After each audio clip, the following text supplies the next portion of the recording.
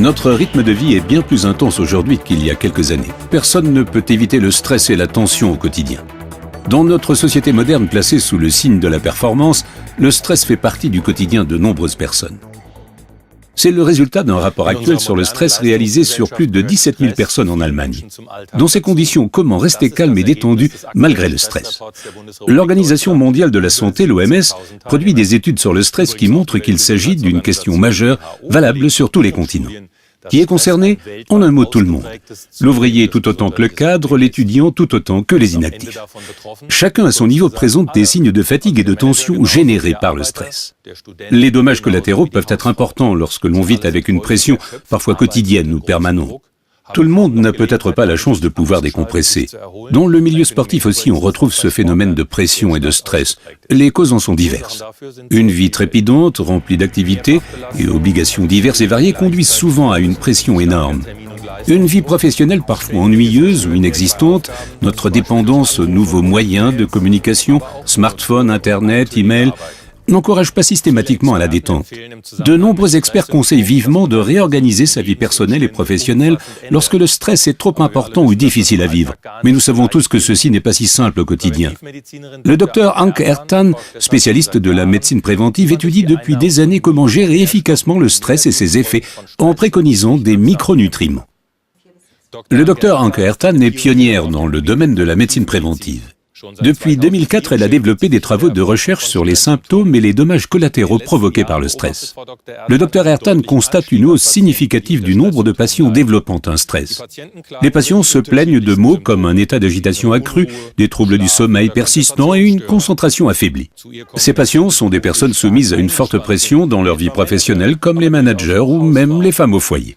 Le Dr Ertan constate aussi que les sportifs sont touchés par la pression qu'exerce le stress. En effet, le stress contrarie la performance. C'est pourquoi le Dr Ertan met l'accent sur la prise des compléments alimentaires pour lutter contre le stress. Depuis plusieurs années, elle obtient de très bons résultats en prescrivant des micronutriments. Et maintenant, j'ai le plaisir d'accueillir le Dr Anke Ertan sur le plateau. Bonjour. Bonjour. Que se passe-t-il exactement dans mon corps quand je suis vraiment stressé? Imaginez votre corps et que chaque cellule de celui-ci est comme une centrale. Ainsi, cette centrale produit de l'énergie, mais pendant la production d'énergie, des toxines sont libérées. Ces toxines sont appelées radicaux libres. Oh, ça a l'air dangereux. Oui, ça l'est en effet. En temps normal, ces radicaux libres peuvent être très bien neutralisés. Mais quand les machines tournent à plein régime constamment, la quantité de radicaux libres libérés devient si importante que le corps est incapable de les neutraliser seul. Et c'est à ce moment-là que le stress nous envahit et diminue, voire limite nos performances. Vous avez dit constamment, cela signifie qu'on parle d'un stress sur une longue durée, pas d'un stress de quelques heures ou quelques jours, mais bien de plusieurs semaines ou plusieurs mois. Regardons à nouveau ensemble ce qu'il se passe exactement dans notre corps. Voici une représentation simplifiée d'une cellule. On voit les parois cellulaires ici, le noyau et la mitochondrie. La centrale. Exactement. Cette mitochondrie produit de l'énergie et lors de cette production, des radicaux libres sont libérés. Ce sont ces billes sombres. Oui, et ceux-ci sont normalement captés par les antioxydants. On le voit bien ici, c'est ce que j'appellerais les balles vertes. Exactement. Lors d'un stress continu, les mitochondries produisent plus d'énergie et plus de radicaux libres. Ensuite, les antioxydants ne suffisent plus et la cellule est endommagée. C'est ce qu'on voit à l'arrière-plan, ça ressemble un peu à une fissure sur une vitre. C'est exact. Dans cette situation, nous ne sommes plus performants, nous ne pouvons plus nous concentrer et nous nous sentons stressés. L'idéal serait d'éviter complètement le stress. Mais cela n'est visiblement pas possible. Donc, que pouvons-nous faire pour lutter contre ces effets négatifs? Nous pouvons fournir à notre corps des micronutriments en quantité suffisante, par exemple de la vitamine E, du sélénium, ainsi que des éléments végétaux très actifs comme la chlorophylle, le thé vert et surtout le resveratrol. Le resveratrol est en fait une des substances antioxydantes les plus fortes. Par unité de temps, il peut piéger une grande quantité de radicaux libres et ainsi réduire efficacement le stress.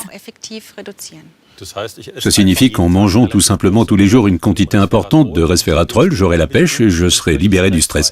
Est-ce vraiment aussi simple?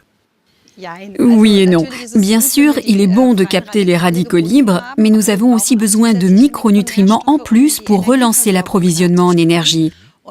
On peut citer les vitamines B, la choline, la L-carnitine, le fer, ainsi que la coenzyme Q10 qui sont particulièrement importants. Ça fait beaucoup de noms. Récapitulons et regardons-les ensemble avec les spectateurs. Donc ici, on voit la Q10 pénétrer dans la cellule, fournisseur important d'énergie parce qu'elle soutient directement la mitochondrie, notre centrale. De plus, il y a des nutriments très importants, comme le fer, entre autres, qui contribuent à assurer le transport de l'oxygène. En ce qui concerne le mental et afin d'augmenter notre capacité de mémorisation et notre psychisme, nous avons besoin de vitamine B et de choline, qui sont importantes pour approvisionner nos cellules nerveuses en sucre. Et si on prend régulièrement un mélange optimal à partir de ces micronutriments, on se sentira mieux dans son corps, mais aussi mieux dans sa tête. On sera plus en forme, on disposera d'une plus grande capacité de concentration et on se sentira moins stressé. Donc c'est le mélange qui compte, le mix de tous ces micronutriments. Exactement. Quand commence-t-on à remarquer les effets de tout cela ? La plupart des patients le remarquent assez vite. Ils ont tout de suite plus d'énergie pour le corps et l'esprit, ils se sentent plus performants, ils arrivent à mieux se concentrer et ils souhaitent rester dans cet état-là pour toujours. Mais il y a un petit nombre de patients qui disent ne pas vraiment ressentir les effets. Mais en fait, dans le sérum, dans le sang, nous pouvons mesurer et voir que les marqueurs de stress diminuent et que la concentration de micronutriments augmente. Pour nous, médecins, c'est bien sûr intéressant car cela signifie qu'il y a une fonction protectrice pour les cellules. Vous avez parlé de marqueurs de stress. Qu'est-ce que ça signifie ? Ce sont en principe des produits du métabolisme qui se libèrent quand on est stressé. Plus le niveau de ces marqueurs de stress est élevé, plus notre corps réagit au stress. Ah, ok. Et je vous ai apporté les valeurs d'un patient que j'aimerais vous montrer pour illustrer cela. Très bien, volontiers. Donc ici, nous voyons 3 des marqueurs de stress que nous avons mesurés. C'est la créatine, les peroxydes lipidiques et la 8-épi-prostaglandine.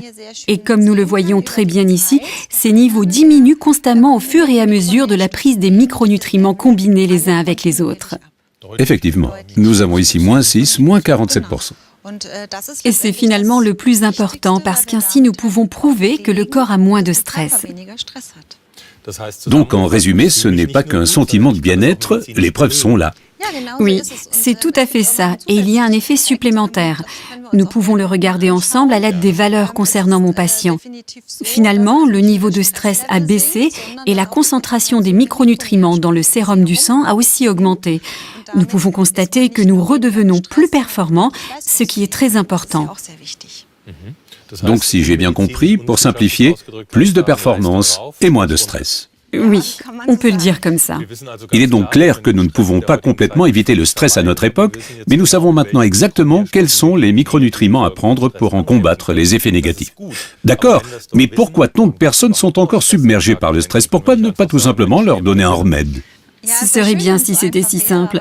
Il faut cependant être vigilant à la prescription, à la quantité de micronutriments que l'on recommande. Il faut aussi bien considérer le patient. Une évidence aussi, bon nombre de personnes ne savent pas qu'en s'alimentant correctement avec des micronutriments, elles peuvent améliorer leur gestion du stress. Oui. Je vous remercie donc d'être venu nous expliquer votre travail et le fonctionnement des micronutriments. Merci beaucoup, Dr Ertan. C'est moi. Mesdames et messieurs, grâce au Dr Ertan, nous voilà un peu plus aguerris pour connaître le stress et son fonctionnement et ainsi mieux le gérer. Merci beaucoup et à très bientôt.